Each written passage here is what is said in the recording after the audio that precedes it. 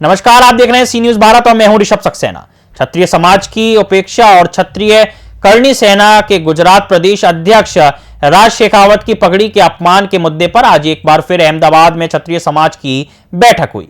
सौराष्ट्रीय क्षत्रिय नेता पीटी जाडेजा, महिला नेता पद्मिनीबा वाला समेत कई नेता मौजूद रहे। राज शेखावत ने मंच से धमकी देते हुए कहा कि हमें मजबूर मत करो, नहीं तो हम यहां से विधानसभा की ओर मार्च करेंगे और हम मुख्यमंत्री और गृह मंत्री के घर में घुसेंगे। अहमदाबाद के कुंजड़ में क्षत्रिय एकता महासम्मेलन का आयोजन हुआ। सम्मेलन का आयोजन क्षत्रिय करणी सेना के गुजरात प्रदेश अध्यक्ष राज शेखावत ने किया था। उन्होंने दावा किया कि क्षत्रियों की अस्मिता पर निंदनीय टिप्पणी स्वाभिमान के प्रतीक केसरिया पगड़ी पर हमला है, हम लोग बिल्कुल नहीं सहेंगे। सम्मेलन में पुलिस ने सबसे आईडी मांगी तो राज शेखावत ने कहा कि हमें वार करने पर मजबूर ना करें, नहीं तो हम विधायक, गृह मंत्री और प्रधानमंत्री के घर में घुसकर अपना जलवा दिखा देंगे। उन्होंने यह भी कहा कि कभी किसी नेता पर हमला हो तो सरकारी संपत्ति को नुकसान नहीं पहुंचाना चाहिए। आपको बड़ी संख्या में विधायकों के घर में घुसना होगा। संसद के घर में घुसेंगे तो ये सब गांधीनगर और दिल्ली हमारी बात पहुंचाएंगे। राज शेखावत बहुत आक्रमण मूड में दिखाई दिए। આજે ક્ષત્રિય મહાસંમેલનનું આયોજન કરવામાં આવ્યું છે, શેના માટે આયોજન હતું, કોણ કોણ હાજર રહ્યા હતા અને હવે શું આગામી કાર્યક્રમ રહેશે? આજે ગુજરાત પ્રદેશના 31% ક્ષત્રિયોના જે આગેવાનો છે એ આ આયોજનમાં ઉપસ્થિતિ આપી ચૂક્યા છે। આપણે સૌ હજારોની સંખ્યામાં તમામ ક્ષત્રિયો આજે આ આયોજનમાં ઉપસ્થિત થયા છે।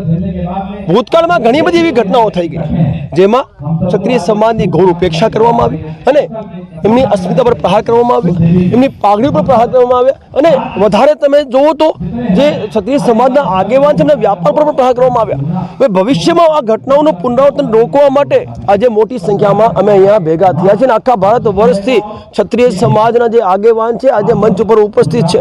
અમે એક જ વાત કહેવા માંગીએ છીએ આ સરકારને કે જો તમે ખોટું કરશો તો અમે પણ તમને જવાબ આપવા માટે તૈયાર છે। જો સ્થાનિક સ્વરાજ ચૂંટણી આવી રહી છે, તમે આ ઘટનાનું પુનરાવર્તન નહીં રોકો અને જે તમે મારી કંપનીનું લાયસન્સ તમે જે રદ કર્યું છે એનું તમે બહાલ નહીં કરો તો ટૂંક સમયમાં અમે વિધાનસભા સુધી પહોંચવાની પણ તૈયારી કરી રહ્યા છીએ।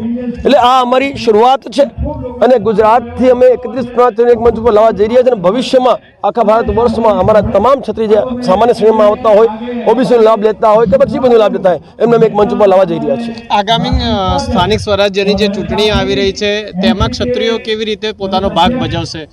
ભયંકર આક્રોશ છે। ક્ષત્રાણીઓની અસ્મિતા પર જ્યારે પ્રહાર થયો અને પાઘડી પર પ્રહાર થયો ત્યારથી અત્યાર સુધી આખા ગુજરાતના તમામ ક્ષત્રિયોમાં ભયંકર આક્રોશ છે। ક્યાંક ને ક્યાંક અમારા જે ભાગલાઓ હતા એના કારણે અમને આંશિક સફળતા મળી, પરંતુ હવે આપ સૌએ જોયું કે ગુજરાતના 31% ક્ષત્રિયો એક મંચ ઉપર આવી ગયા છે। એટલે આ સરકારે વિચારવાનું છે કે ભવિષ્યમાં હવે તમારે કઈ રીતે અમને લેવા છે। અમે હવે ઘોર ઉપેક્ષા બરદાસ્ત નહીં કર્યો અને સીધી વાત છે કે તમે જે આ પ્રહારો કરી રહ્યા છો એ બંધ નહીં કરો ને સાહેબ તો સ્થાનિક સ્વરાજ ચૂંટણીમાં આ ક્ષત્રિય સમાજ તમને જવાબ આપશે ને આપશે। સ્થાનિક સ્વરાજ્યની જે ચૂંટણી છે એમાં ભાજપનો વિરોધ ક્ષત્રિયો કરશે કે? બિલકુલ વિરોધ છે, હતો અને રહેશે। તમને જણાવું કે અમુક આગેવાનો ભલે ભાજપની સાથે હોય પરંતુ 99.99% જે આમ ક્ષત્રિય જે જનતા છે એ ભાજપથી આક્રોશિત છે અને આ સ્થાનિક સ્વરાજ ચૂંટણી છે એમાં જવાબ આપવા માટે આ તમે જો એકતા કરી લીધી છે। એટલે તમામ ક્ષત્રિયો એક થયા છે એટલે સ્થાનિક સ્વરાજ ચૂંટણીમાં પણ અમે જવાબ આપવા માટે તૈયાર છીએ। જો આ જ રીતે આ પ્રહારો કરશે તો અમારો જવાબ લેવા પણ તૈયાર રહે। સ્થાનિક સ્વરાજની ચૂંટણીમાં આજે ક્ષત્રિય જે સમાજના જે લોકો છે તે કોઈ પાર્ટીમાં જોડાશે કે પછી ભાજપનો વિરોધ કરશે? ના, પાર્ટીમાં જોડવાની વાત નથી થઈ। ભૂતકાળમાં જે ઘટનાઓ થઈ છે અમારી સાથે, ઘટનાઓના પુનરાવર્તનને રોકવા માટે અને જે વ્યાપાર પર પ્રહાર કરવામાં વ્યાપાર પર પ્રહાર બંધ કરવાના ઉદ્દેશ્યને લઈને આજે મોટી સંખ્યામાં અમે ઉપસ્થિત થયા છે। એટલે પાર્ટીમાં કોઈ જોડાય ના જોડાય તેમને વાંધો નથી, કારણ કે હવે દરેક ક્ષેત્રમાં આ એકતાનો લાભ ક્ષત્રિયને મળે એ અમારો મેન उद्देश्य है। अहमदाबाद से सी न्यूज संवाददाता यज्ञेश गोस्वामी की रिपोर्ट। इस खबर में फिलहाल इतना ही। देश और दुनिया की तमाम खबरों के लिए आप देखते रहिए सी न्यूज भारत।